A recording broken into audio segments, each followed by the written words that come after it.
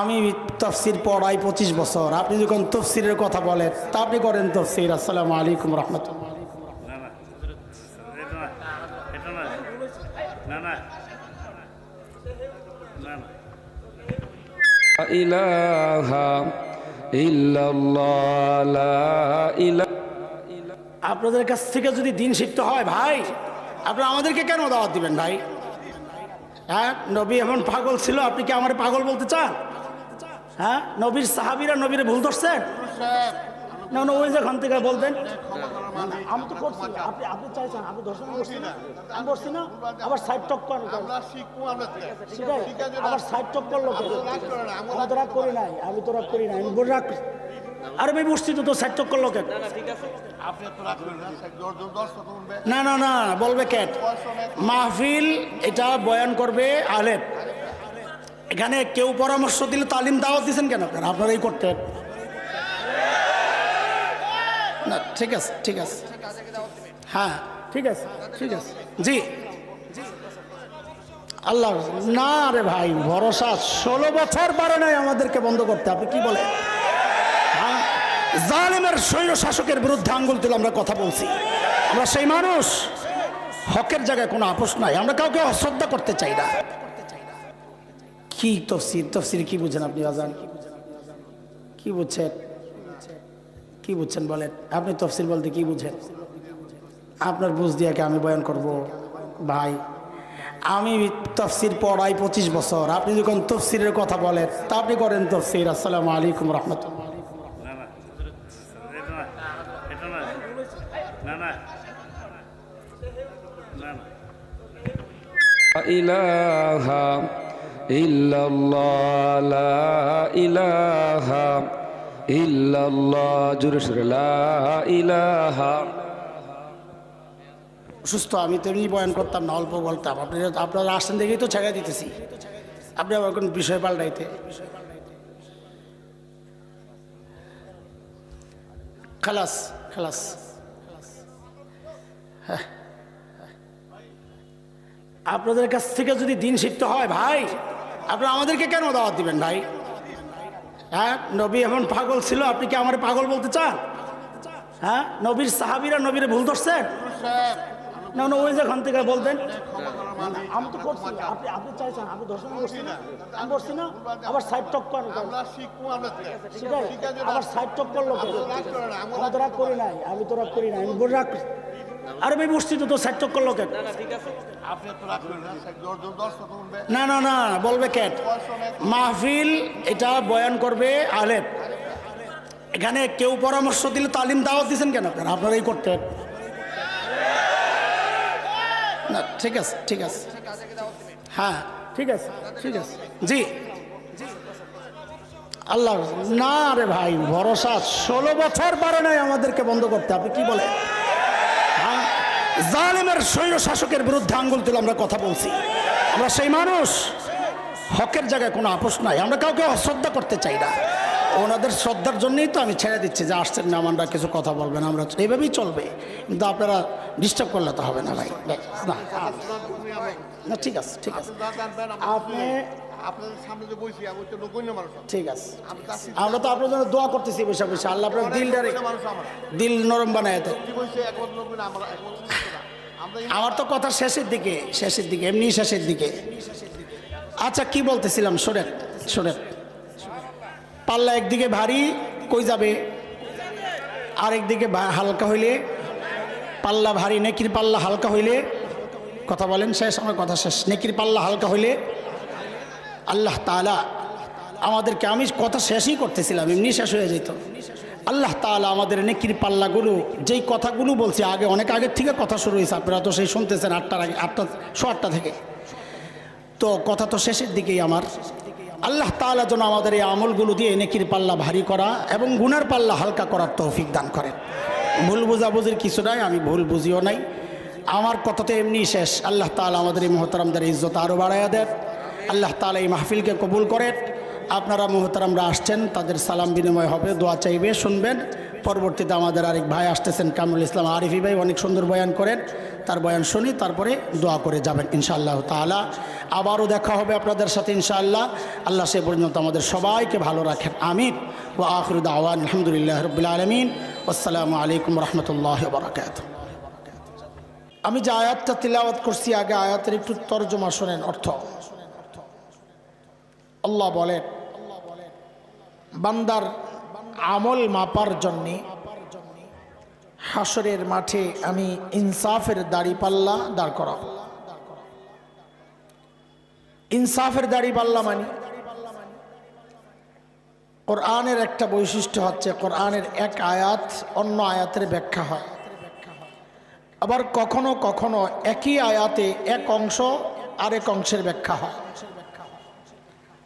যেমন এখানে আল্লাহ বলছেন ইনসাফের দাড়িপাল্লা দাঁড় করাবো, মানি যেন আল্লাহ নিজেই বলছেন, মানি হচ্ছে ফালা তুজলামু নাফসুন শাইআ, কারো উপর বিন্দু মাত্র জুলুম করা হবে না। বিচারের জুলুম কি জিনিস গত 16 বছর আমরা দেখেছি।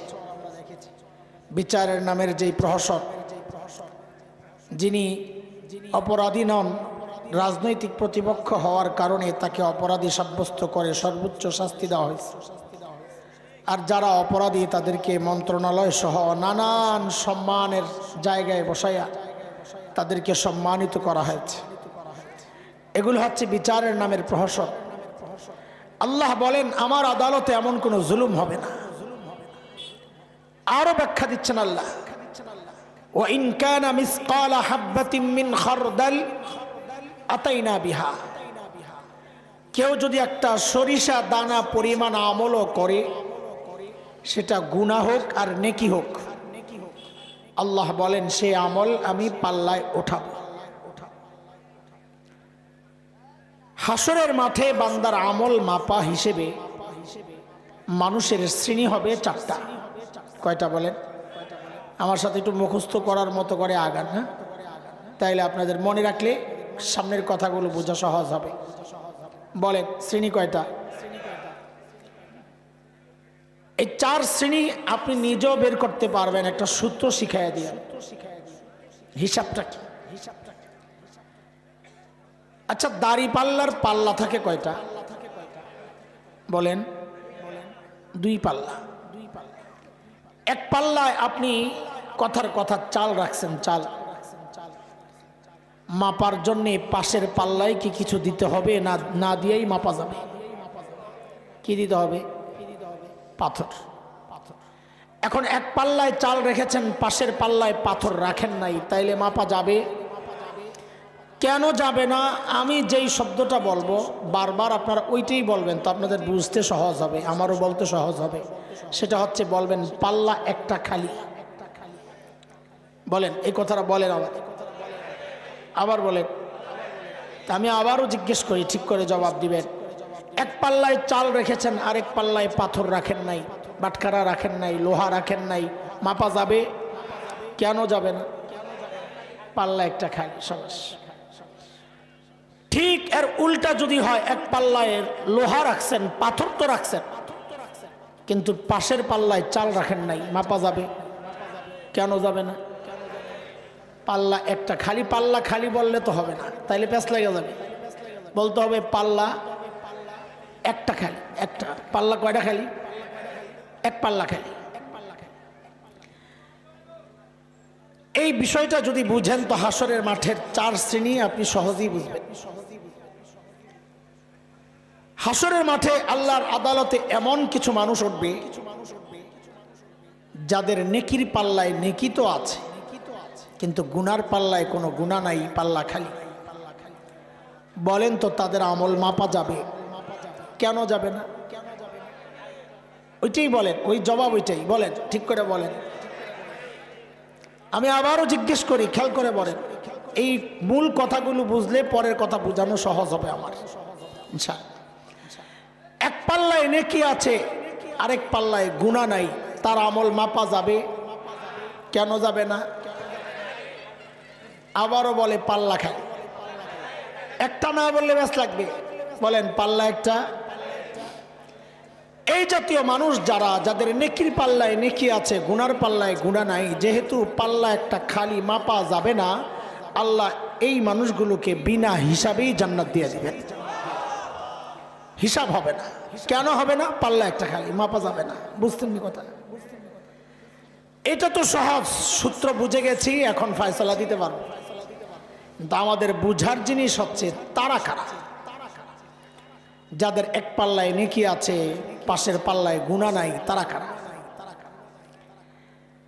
উলামায়ে হক, আহলুস সুন্নাহ ওয়াল জামাআহ, উলামায়ে দেওবন্দ, সবার এই ব্যাপারে ফয়সালা, আকীদা এটা, সমস্ত নবী মাসুম, কোন নবী জিন্দেগিতে কোনো গুনাহ করেন নাই। আমার সাথে এই কথাটা বলেন তো, সমস্ত নবী নিষ্পাপ। বলেন, আপনাদের জন্য সহজ শব্দ বলেন, সমস্ত নবী কি নিষ্পাপ? কোন নবী জিন্দেগিতে কোনো গুনাহ করেন নাই। কেন করেন নাই? অনেক কারণ আছে। তার মধ্যে সবচেয়ে বড় কারণ যেটা, সেটা হচ্ছে সমস্ত নবীকে আল্লাহ তাআলা নিজেই গুনাহ থেকে বাঁচায়া দিয়েছেন। যেমন হযরত ইউসুফ আলাইহিস সালাতু ওয়াস সালামের গল্প আপনারা জানেন। জুলাইখা যখন আটকাইছে, হযরত ইউসুফ তখন আল্লাহকে ডাক দিয়েছেন। সূরা ইউসুফের 23, 24, 25, 26, 27 এই আয়াতগুলোতে এই প্রসঙ্গটা আল্লাহ তাআলা এনেছেন। 24 নম্বর আয়াতে আল্লাহ বলেন, কাযালিকা লিনাসরিফা আনহু সুআ ওয়াল ফাহশা। আল্লাহ বলেন, ইউসুফকে অন্যায় অশ্লীল কাজ থেকে আমি নিজে বাঁচাইয়া দিছি। তাহলে সমস্ত নবী গুনাহ থেকে বাঁচার বড় কারণ হচ্ছে আল্লাহ নিজেই বাঁচাইয়া দিয়েছেন। বলেন, আমি আবারও জিজ্ঞেস করি, সমস্ত নবী গুনাহমুক্ত ছিলেন, কোন নবী কোনো গুনাহ করেন নাই। কেন? আল্লাহ নিজেই। কথার পিঠে কথা, প্রশ্নের পেছনে প্রশ্ন, যে সমস্ত নবীকে আল্লাহ কেন বাঁচাইছেন, এটা বুঝার জন্যে 17 নম্বর পারার দ্বিতীয় সূরা, সূরাতুল হজ এর একদম শেষ পৃষ্ঠা, পারারও শেষ পৃষ্ঠা, 75 নম্বর আয়াত আল্লাহ বলেন, ইন্নাল্লাহা আসতাফা আদম। আল্লাহ তাআলা হযরত আদমকে নবুয়তের জন্য নির্বাচন করেছেন। না, 75 নম্বর আয়াতটা হচ্ছে আল্লাহ বলেন, আল্লাহু ইয়াসতাফি মিনাল মালাইকাতি রাসূলান ওয়া মিনান নাস। আল্লাহ বলেন, সমস্ত নবী আমার নির্বাচন। নবী কার নির্বাচন? কোনো ভোটের না, কোনো ব্যক্তির না। নবীদেরকে কে নির্বাচন করেছেন? সূক্ষ্ম বিষয়। এখন কোন নবী যদি দুনিয়ায় পাপ করতেন, গুনাহ করতেন, তো আল্লাহর নির্বাচনটাই প্রশ্নবিদ্ধ হয়ে যেত। যে কাদেরকে আপনি নবী নির্বাচন করলেন, তারা মানুষকে গুনাহ থেকে কি বাঁচাবে? তারা তো নিজেই গুনায় জড়ায়। এই জন্যে আল্লাহ সমস্ত নবীকে গুনাহ থেকে বাঁচায় রাখছেন। আর এই কারণে হক্কানি আলেমরা এই ব্যাপারে এতটা কঠোর যে কেউ যদি নবীদের সমালোচনা করে, কেউ যদি নবীদের দোষ তালাশ করে, অথবা ভাব নিয়ে ইনিয়ে বিনিয়ে ঘুরিয়ে পেঁচিয়ে বলতে চায় নবীরা তাদের দায়িত্বে অবহেলা করেছেন, সেই মানুষের পাগড়ি, কপাল ঢাকা যত সুন্দর পাগড়ি হোক, দাড়ি যত লম্বা হোক, বংশ যত উঁচা হোক, তার যত লক্ষ কোটি ভক্ত মুরিদ থাকুক, হক্কানি ওলামায়ে বলেন, ওলামায়ে কেরাম বলেন, এই মানুষ স্পষ্টত গুমরাহিতে জড়িত, সে পথভ্রষ্ট, সে বাতিল। নবীদের ব্যাপারে জবান বন্ধ। মনে থাকবে ইনশাআল্লাহ। কেন? নবীদের ব্যাপারে কথা বলা মানেই হচ্ছে আল্লাহর সিদ্ধান্তকে চ্যালেঞ্জ জানানো, যে আপনি তাকে নবী নির্বাচন করে ঠিক করেন নাই, তিনি পাপ করেন। নাউজুবিল্লাহ মিন যালিক।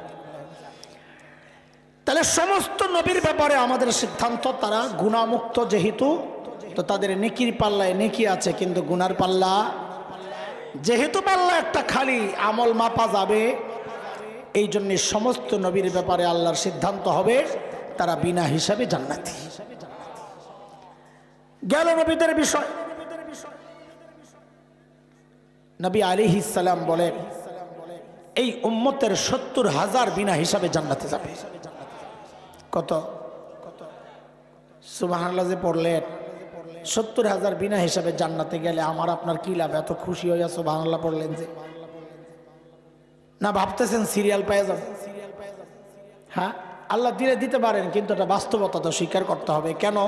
কারণ সাহাবী তো রয়ে গেছে কত, আমি আপনি সিরিয়াল করতে গেলাম। সাহাবী কত? হ্যাঁ, হায় আল্লাহ,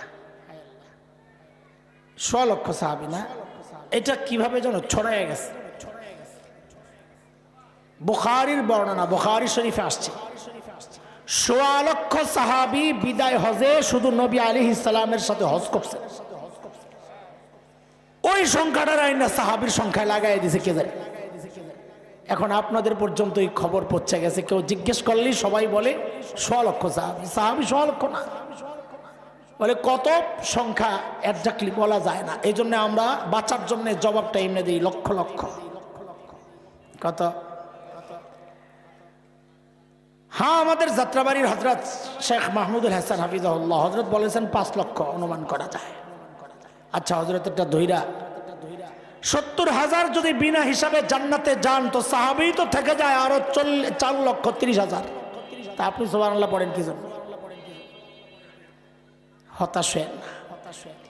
নবী আলাইহিস সালাম এই কথা বলেই গেছেন ঘরের ভেতরে, বের হয়ে আসছেন, দেখেন যে সাহাবীদের মধ্যে কানা ঘুষা চলতেছে, ফিসফাস। আল্লাহ কার কপালে জানি আছে রে, বুঝছেন নি কথা? শুনছেন কিছু? তো নবী আয়েশা শুনতেছেন যে এই ফিসফাস চলতেছে, এই তোমরা কি নিয়ে কথা কও? বলে ইয়া রাসূলুল্লাহ, ওই যে ৭০,০০০ যে বিনা হিসাবে যাবেন তারা কারা? কৌতূহল সবারই তো আশা। আর আমি আপনি ১৪০০ বছর পরে বয়ে সুবহানাল্লাহ বইলে আশা করতেছি, তো তারা সামনাসামনি নবীর সামনে তাকে আশাটা কত বড় ছিল। হ্যাঁ, তো নবী আলাইহিস সালাম তাদের কিছু আলামত বলেছেন কারা বিনা হিসাবে জান্নাতে যাবেন। এরপর যেটা বলেছেন ওইটা হচ্ছে আমাদের জন্য একটু আশার জায়গা তৈরি করছে। নবী বলেন, বলার যে উদ্দেশ্যটা, ভাব কথা, সেটা হচ্ছে ওই ৭০,০০০ মূলত ৭০,০০০ গ্রুপের গ্রুপ লিডার। তাহলে গ্রুপ কয়টা? বলেন গ্রুপ কয়টা? বলে তাহলে প্রত্যেক গ্রুপের সংখ্যা কত? তো নবী বলেন প্রত্যেক গ্রুপেও থাকবে ৭০,০০০। তাহলে ৭০,০০০ পূরণ ৭০,০০০ মানে ৪৯ কোটি। কত? তার মানে এই উম্মতের ৪৯ কোটি বিনা হিসাবে জান্নাতে যাবে। এইবার একটু সুবহানাল্লাহ বলা যায়, একটু আশা করা যায়। ঠিক আছে, আরো ব্যবস্থা আছে, রাখেন। বলেন তো হাসরের মাঠে মানুষের শ্রেণী হবে কয়টা? এই বলেন, আমার সাথে কথা বলা লাগবে। আমি মুখস্থ ওয়াজ করতে পারব না, মুখস্থ করাইতে পারব, বুঝছেন না কথা? আমি বয়ান মুখস্থ করাই, নিজে মুখস্থ বয়ান করব না। আমার সামনে বসবেন তো যা বলি সব আমার শোনাইতে হবে ইনশাআল্লাহ। খালি মুখস্থ শুনি না, মজা লাগছে, আরে কি সুন্দর গলা, হুজুর একটা গজল বলছে, কলজা ঠান্ডা। আজান দিছে মক্কা মদিনা ফেল, হুজুর আনছে আজান আর গজল শোনার জন্য? বোকা। তো শিল্পী দিয়ে তো গজল গাওয়ার কাম চলে, মুয়াজ্জিন দিয়ে আজানের কাম চলে, তুমি আলেম দাও তো কি জন্যে? মানুষের মধ্যে ওইটাই ঘুরে, আরে যে সুন্দর টান, কলিজা ঠান্ডা হয়ে গেছে মাশাআল্লাহ। না, চলবে না, মজলিস নষ্ট করা যাবে না দোস্ত। আমরা এখানে যতক্ষণ থাকবো মনে করবো একটা ক্লাস হচ্ছে, এখান থেকে একটা পড়া মুখস্থ করে বাড়ি যাবো ইনশাআল্লাহ। ঠিক আছে না ইনশাআল্লাহ? বলেন হাসরের মাঠে শ্রেণী হবে কয়টা? ১ নাম্বার, যাদের নেকির পাল্লায় নেকি আছে কিন্তু গুনার পাল্লা খালি, তাদের ব্যাপারে আল্লাহর ফয়সালা, তারা বিনা হিসাবে জান্নাতি। এ পর্যন্ত বুঝছেননি আসলে আপনারা? একদম পরিষ্কার হয়েছেনি? ২ নাম্বার, ঠিক তার উল্টা, গুনার পাল্লায় গুণ তো আছে, নেকির পাল্লা খালি। বলেন মাপা যাবে? কেন যাবে না? এই তো সবাই জাগাত আসছে, লাইনে পড়ছে, পাল্লা একটা যাদের নেকির পাল্লায় নেকি নাই, গুনাহ পাল্লায় গুনাহ আছে, তাদের এক পাল্লা খালি হওয়ার কারণে আল্লাহ তাদের সম্পর্কে বলেন ফালা নুকিমু লাহুম ইয়াউমাল কিয়ামাতি ওয়াজনা, আমি ওদের আমল মাপব না। তো না মাপলে তারা বিনা হিসাবে কই জাহান্নাম। এই যে অর্ধেক ওয়াজ আপনাকে মুখস্থ হয়েই গেছে, দেখছেন আপনারা এই জবাব দিতে পারতেছেন আলহামদুলিল্লাহ। আরো বুঝে কিছুক্ষণ শুনেন, দেখবেন বাকিটাও মুখস্থ করতে পারবেন। এই যে গ্রুপটা যারা বিনা হিসাবে জাহান্নামে যাবে, এটা তো সহজেই বুঝে গেছি, কিন্তু আমাদের বোঝা দরকার তারা কারা। এগুলা এইভাবে বুঝাচ্ছি যেন এই গ্রুপগুলোতে আমরা না পড়ে যাই, আমাদের নাম যেন এই গ্রুপে না উঠে যায়। বুঝে আসছে না কথা? সহজ ভাবে তো আমিও বুঝতেছি, আপনারাও বুঝতেছেন তারা কারা। তারা হচ্ছে সমস্ত কাফির, সমস্ত কাফিরের দুনিয়ার যত ভালো কাজ, ঈমান না থাকার কারণে সব ভালো কাজ বাতিল। কাজেই নেকির পাল্লায় নেকি নাই, গুনাহ তো আছে। এটা আপনিও বুঝেন, আমিও বুঝি। বুঝি না যেটা, সেটা হচ্ছে বড় ভয়ঙ্কর খবর। এই সমাজের এমন কিছু মানুষ আছে যে আপনার মতো মুসলমান নামওয়ালা, তাহাজ্জুদ পড়ে 80 রাকাত, ঘুম থেকে উঠেই খালি জায়নামাজ খুঁজে, অথচ দেখা যাবে তারাও যাবে বিনা হিসাবে জাহান্নাম। এরা কারা, এটা হচ্ছে আমাদের জানার বিষয়। কারণ এই গ্রুপে খুব সহজেই মানুষ আজকাল পড়ে যাচ্ছে। এরা কারা? এদের সম্পর্কেই আল্লাহ বলেন কোরআন আল কারীমের মধ্যে, ওমাই ইয়ারতাদিদ মিনকুম আন দীনিহি ফায়ামুত ওয়া হুয়া কাফির ফাউলাইকা হাবিতাত আ'মালুহুম ফিদ দুনিয়া ওয়াল আখিরাহ وأولئك أصحاب النار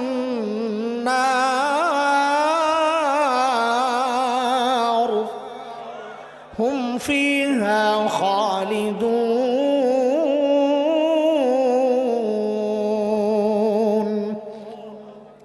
আল্লাহ বলেন যারা মুরতাদ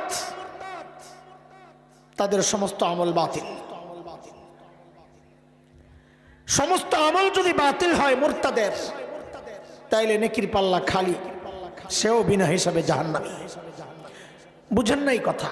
কি বুঝেন নাই? মুরতাদ কারা এটা বুঝেন নাই। মুরতাদ বিনা হিসাবে জাহান্নামে যাবে এতটুকু বুঝছেন, তা আমিও জানি, কিন্তু মুরতাদ কারা এটা বুঝেন নাই। মুরতাদ কারা এই বিশ্লেষণ করতে গেলে এটাই একটা স্বতন্ত্র বয়ান হবে আমার, সেই সময় নাই। আমি একটু উদাহরণ দিয়ে আপনাদেরকে বুঝাই মুরতাদ কারা। দোস্ত, আপনি সারা জিন্দেগি যদি টুপি না পরেন, আল্লাহ আপনাকে জিজ্ঞেস করবেন না তুমি টুপি কেন পরো নাই, কিন্তু টুপি নিয়ে তাচ্ছিল্য করবেন, সাথে সাথে আপনার ঈমান চলে যাবে। আপনি দাড়ি রাখেন নাই, হারাম কাজে জড়াইছেন, আল্লাহ চাইলে মাফ করে দিবেন, কিন্তু আপনি দাড়ি নিয়ে কটূক্তি করবেন, আপনি দিন থেকে বের হয়ে গেছেন, সাথে সাথে আপনার ঈমান চলে যাবে, আপনি মুরতাদ। আপনি পর্দা করেন নাই, হারাম কাজে জড়াইছেন, আল্লাহ চাইলে মাফ করে দিতে পারেন, কিন্তু পর্দা নিয়ে কটূক্তি করবেন, আপনি মুরতাদ হয়ে যাবেন, মানে দিন থেকে বের হয়ে যাবেন, বিনা হিসাবে জাহান্নামে চলে যাবেন। শরীয়তের যে কোনো বিধান আপনি মানেন নাই, ঈমানি দুর্বলতার কারণে, আল্লাহ চাইলে মাফ করে দিবেন, কিন্তু শরীয়তের যে কোনো বিধান নিয়ে আপনি কটূক্তি করবেন, তাচ্ছিল্য করবেন, অস্বীকার করবেন, সাথে সাথে ঈমান চলে যাবে। বড় স্পর্শকাতর বিষয় দোস্ত। গত 16 বছর আমরা একটা বিষয় লক্ষ্য করেছি, কিছু হইলেই আমরা একটা জঙ্গি নাটক সাজাইছি। খেয়াল করেন, বিষয়টা কিন্তু ঈমান আর কুফুরের, আমরা বুঝতে পারি নাই কি সেটা।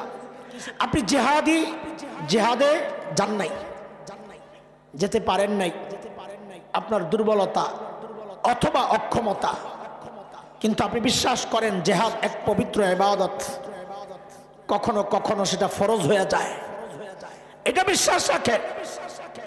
আল্লাহ আপনাকে এর জন্য ধরবেন না আশা করি, কিন্তু আপনি অতি উৎসাহী হইয়া, অতি সুশীল শাস্তি গিয়া, দাদা আর প্রভুদেরকে খুশি করতে গিয়ে আপনি জিহাদকে জঙ্গিবাদ বলবেন, জিহাদকে সন্ত্রাস বলবেন, মুজাহিদকে জঙ্গি আর সন্ত্রাসী বলবেন। ওই তালেবানরা যারা কোরআনের শাসন কায়েমের জন্য আল্লাহর জমিনে আমেরিকা এবং নেটোকে পিটায় কুত্তার মতো বিদায় করেছে, ওই বিদেশি প্রভুদের আওয়াজের সাথে আওয়াজ মিলাইয়া আপনি তাদেরকেও সন্ত্রাসী বলবেন, খোদার কসম আপনার ঈমান থাকতে পারে না। কারণ শরীয়তের একটা গুরুত্বপূর্ণ বিধান আপনি জিহাদকে কটাক্ষ করেছেন। গত 16 বছর আমরা দেখেছি আমাদের বহু পুলিশ ভাই একজনকে ধরছে, অভিযোগ কি তার কাছে জিহাদি বই পাওয়া গেছে। জিহাদি বই পাওয়া গেছে এই জন্য ধরতে হবে, তার মানে জিহাদকে আপনি অপরাধ মনে করতেছেন। খেয়াল করেন, সূক্ষ্ম বিষয়। জিহাদি বই পাওয়া গেছে এই জন্য যদি কাউকে ধরে, তার মানে আপনার কাছে জিহাদ একটা অপরাধ। যে মানুষ শরীয়তের এই গুরুত্বপূর্ণ বিধানকে অপরাধ মনে করবে তার ঈমান থাকবে না, সে মুরতাদ বিনা হিসাবে জাহান্নামে চলে যাবে। এটা আমাদের সমাজে পান্তাবাদ হয়ে গেছে। আমি আবারও বলি, জিহাদে যাওয়ার সুযোগ আমার হয় নাই, জিহাদি কোনো সংগঠনের সাথেও আমি জড়াইতে পারি নাই। তার মানে এটা না আমি জিহাদ যেটা পবিত্র ইবাদত তাকে আমি অস্বীকার করব। এটা করবেন তো ঈমান চলে যাবে। অথচ গত দিনগুলোতে আমরা দেখেছি এটা এমন ভাবে করা হয়েছে যেন দুনিয়ার মধ্যে সবচেয়ে বড় সমস্যার নাম হচ্ছে জিহাদ, এবং জিহাদে যারা জড়িত তারা একটা উসিলা পাইলেই প্রতিপক্ষকে ঘায়েল করার জন্য আস্তে একটা জঙ্গি নাটক সাজাইছি। যারা যারা এর সাথে জড়িত ছিল যদি সুযোগ থাকে তওবা করে নিয়ে, নাইলে বিনা হিসাবেই জাহান্নামে যেতে হবে। সাম্প্রতিককালে একটা ইস্যু নিয়ে খুব আলোচনা হয়েছে। আমি রাজনীতি করি না, রাজনৈতিক খোঁচা টোচা আমার উদ্দেশ্য না, আপনাদেরকে বোঝানোর জন্য বলছি। একজন বলেছেন আমার দলের সাথে শরিয়া আইনের কোনো সম্পর্ক নাই। ভাই, খুব ভয়ঙ্কর কথা এটা। শরিয়া আইন আমি করতে পারি কি পারি না এটা আমার দুর্বলতার ব্যাপার। আল্লাহ চাইলে আমাকে মাফ করে দিবে, কিন্তু একজন ইমানদার বলবে আমি আল্লাহ বিশ্বাস করি কিন্তু আল্লাহর আইন মানি না, তার ঈমান থাকতে পারে না। অসম্ভব, সে মুরতাদ, সে কাফির। কথা বলে। আর এটাও মনে রাখে, এটা আমাদের চেতনা, ঈমান। আপনি চাইলেও না চাইলেও বাংলাদেশে খুব শিগগির শরিয়া আইন কায়েম হবেই হবে ইনশাআল্লাহ। কোরআন প্রেমীরা যাচ্ছে, আমরা দেখছি সময় আসছে কোরআন প্রেমীরা এক হইয়া যারাই দালালি করবে বিদেশিদের সব তারা এদেশে কোরআনী আইন কায়েম করবেই করবে ইনশাআল্লাহ। কথাগুলো আপনাদের কাছে অতি উৎসাহী কথা মনে হয়, তাই না? আমরা এটা দিলে প্রাণে বিশ্বাস করি। কেন জানেন? সারা দুনিয়ায় যে দিন কায়েম হবে তার আলামত নমুনা আমরা দেখা শুরু করেছি। কেন? তাকায়া দেখেন না, সিরিয়ায় কালিমার পতাকা উঠে গেছে। তাকায়া দেখেন, আফগানিস্তানে কালিমার পতাকা উঠে গেছে। পার্শ্ববর্তী দেশ থেকে বড়রা আইসা মাঝে মাঝে হুমকি ধমকি দেয়, আমার দেশে ঢুকে যাবে, বাংলাদেশ থাকবে না। আমি ঢুকে যান না, খেলা হবে ইনশাআল্লাহ। আমার দেশকে দখল করবা, আমরা তো স্বপ্ন দেখি ইনশাআল্লাহ খুব শিগগির দিল্লির লালকেল্লায় আবারও কালিমার পতাকা পথ করবে ইনশাআল্লাহ। এটা আমাদের ঈমান, এটা আমাদের চেতনা ইনশাআল্লাহ। বলে এতটা আত্মবিশ্বাসী কোন কারণে, কোন শক্তির বলে হচ্ছে? শক্তি আমাদের একটাই, আমাদের নবী বলেছেন সারা দুনিয়ায় একদিন দিন কায়েম। বাংলাদেশ কি দুনিয়ার বাইরে? ভারত কি দুনিয়ার বাইরে? কাজী কালিমার পতাকা উঠবি উঠবে উঠবি উঠবে উঠবি উঠবে ইনশাআল্লাহ। আপনি সাথে থাকবেন কি থাকবেন না এটা আপনার বিষয়। আল্লাহ আমাদেরকে এই জাতীয় ভয়ঙ্কর ফিতনা, ইরতিদাদের ফিতনা বলি আমরা, দিন থেকে বের হয়ে যাওয়ার যে ফিতনা বাংলাদেশে আমরা দেখি আর আতঙ্কিত হই। আহারে, সে মনে করতেছে আমি বড় ইমানদার, হজ করে, যাকাত দেয়, টুপি পরে, নির্বাচন আইলে তো মাশাআল্লাহ টুপি টাপি লাগায় পুরো হাসান বসরি, হিজাব টিজাব লাগায় রাবিয়া বসরিয়া। নারায়ণগঞ্জে একজনকে পাওয়া গেছে প্রতি রাতে 80 রাকাত তাহাজ্জুদ পড়ে। আল্লাহু আকবার, কত বড় বুজুর্গ! আমি তো নিয়ত করছিলাম পীর পাল্টামো, যেই পীর সাহেবের কাছে জামু শুনছি ভাবছি, এর মধ্যে শুনি পীর সাহেব পালাই গেছে। এখন আমি কার সাথে খেলি কন্ত দেখি আল্লাহ। অথচ এমন এমন বক্তব্য দিছে যে বক্তব্য শুনলে আমরা আটকে উঠি, এই মানুষের ঈমান থাকতে পারে না। ভাই, ঈমান আর কুফরের লড়াই চলছে, এটা এই লড়াই চলবে ইনশাআল্লাহ। ঈমানেরই জয় হবে ইনশাআল্লাহ। আল্লাহ আমাদেরকে এই জাতীয় ফিতনা থেকে হেফাজত করেন। জবান, সাবধান, চিন্তা চেতনা নষ্ট। আপনি মনে করতেছেন নামাজ পড়তেছেন আমার ঈমান আছে, না নাই আপনার ঈমান। দ্বীনের কোন একটা বিধানকে অস্বীকার করলে তার ঈমান থাকতে পারে না। বলেন তো হাসরের মাঠে শ্রেণী কয়টা? কয় শ্রেণী গেল?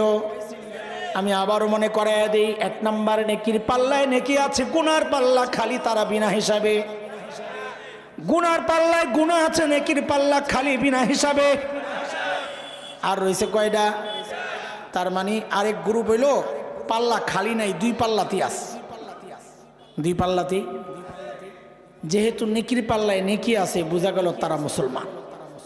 তারা কি? কাফেরের নেকির পাল্লায় কোনো নেকি থাকতে পারে না। বুঝে আসছে না? এই যে 2 গ্রুপ, 2 পাশেই আছে যাদের, ধরে নেন আমরাই। এখানে 2 গ্রুপ কেমনে হবে? হয় ডানেরটা ভারী, না হয় বামেরটা ভারী। এই হিসাব সোজা।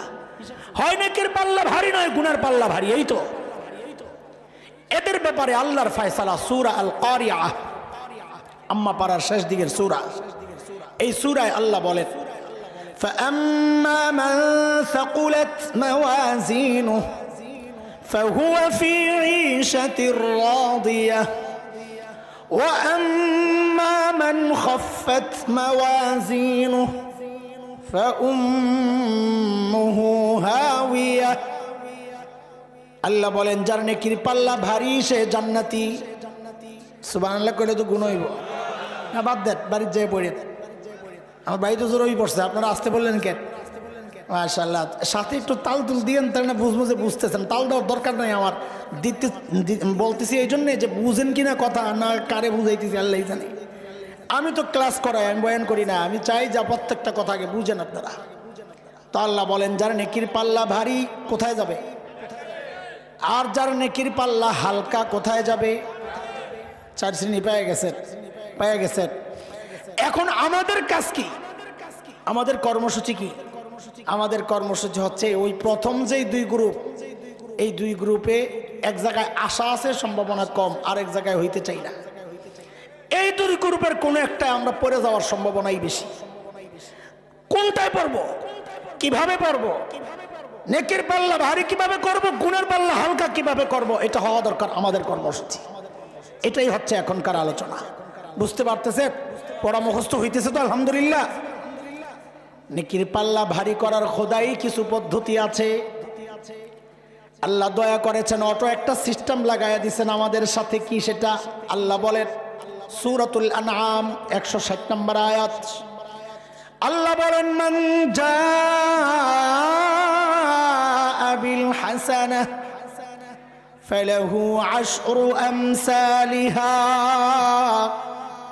ومن جاء بالسيئة فلا يجزى إلا مثلها। আল্লাহ বলেন যে নেকি করবে একটা, যে ইমানদার শর্ত, যে নেকি করবে একটা, আল্লাহ বলেন আমি তার আমল নামায় উঠায়া দিব 10টা। বলে নেকি একটা উঠবে কয়টা? গুনাহ একটা উঠবে একটা। এবার বুঝে শুনে জবাব দেন। একজন নেকি করছে একটা, গুনাহ করছে একটা। বলেন তো নেকির পাল্লা না গুনার পাল্লা ভারী? কেন? নেকির দিকে কয়টা? সাবাসই তো বুঝছেন। একজন গুনাহ করছে 9টা, নেকি করছে একটা। বলেন কোন পাল্লা ভারী? কেন? নেকিতে 10, গুনাহে 9। বুঝছেন নি? এরে বান্দা, এই পদ্ধতিতে গুনার পাল্লা ভারী করছস তুই। বলে আল্লাহ পারি নাই। হেলায় খেলায় দিন শেষ। তা আল্লাহর পক্ষ থেকে আরেকটা বড় অফার। আল্লাহ বলেন যা তোরে একটা লম্বা টাইম দিয়ে দিলাম, রমজান আল মুবারক, রমজান মাস। নবীকে দিয়ে আল্লাহ আমাদেরকে বলাচ্ছেন, ফাঁকে একটু বলে নেন সাল্লাল্লাহু আলাইহি ওয়াসাল্লাম। আল্লাহর হাবিব বলেন মান আদ্দা ফীহি ফরিদাহ কানা কামান আদ্দা 70 ফরিদাতান ফীমা সিওয়া। রমজান মাসে কেউ যদি কত যদি খালি কোন রকম সেটারে রমজান মাসে ঢুকাই দেওয়া যায়, কত? 70 লাখ। সাবাস। আর যদি খালি কোন রকম লাইলাতুল কদরে ঢুকাই দেওয়া যায়, কোত্থেকে বেশি বেটা? খামাকা হিসাব করে দাঁত মাত ভাঙার দরকার নাই। আল্লাহর কাছে ছাইরা দাও, আল্লাহ এটা আপনার কাছে হিসাব থাক, আমার একটু তৌফিক দিয়া দেন। এখন অনেকে মনে মনে চিন্তা করতেছে, বাপরে এটা তো টাকা পয়সার ব্যাপার, যে বেতন পায় আমার দ্বারা হবে না। তো রহমতের নবী দিলে মায়া লেগে গেছে। এরে আমার উম্মত শোনো, বুখারীর শেষ হাদিস, আমি তোমাকে দুইটা তাসবিহ শিখায়া দিচ্ছি, আমার সাথে পড়েন তো। সুবহানাল্লাহি ওয়া বিহামদিহি, সুবহানাল্লাহিল আযীম। পড়েন আবার, সুবহানাল্লাহি ওয়া বিহামদিহি, সুবহানাল্লাহিল আযীম। নবী বলেন এই কালিমাগুলা, এই তাসবিহগুলা আল্লাহর কাছে এত প্রিয়, উচ্চারণ তো তোমার জন্য সহজ, কিন্তু পাল্লায় রাখার সাথে সাথে নেকির পাল্লা ভারী হয়ে যাবে। কি বলছেন? আরে না, এখন আমি এটা বলার পর, হাদিসটা বলার পর কি বললেন? সুবহানাল্লাহ বলছেন না? আচ্ছা, আর একটা কাহিনী শুনলেন। এই বাংলাদেশের জাতীয় ফল কি? মাছ তো পাঙ্গাস।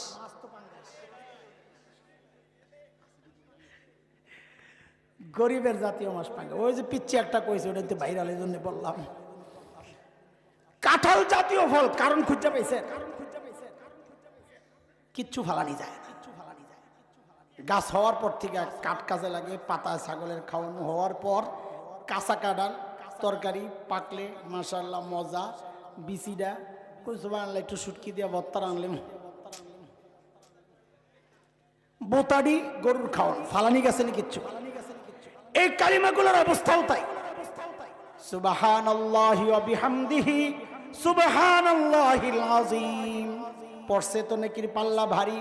কই শুই না, পাবলিক পড়ছে খালি সুবহানাল্লাহ, নবী কইটাও ভালো নিয়ে যাইব না, রাখ। বলে কি? আল্লাহর হাবিব বলেন কেউ যদি একবার দুনিয়ায় পড়ে সুবহানাল্লাহ, আল্লাহ তাআলা তার জন্য সাথে সাথেই জান্নাতে একটা গাছ লাগায়া দেন।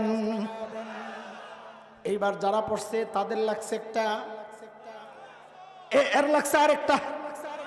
এইবার যারা পড়ছে ওগুলো লাগছে আরেকটা, এগুলো লাগছে আরেকটা, লাগছে আরেকটা, আরে লাগছে আরেকটা, লাগছে আরেকটা।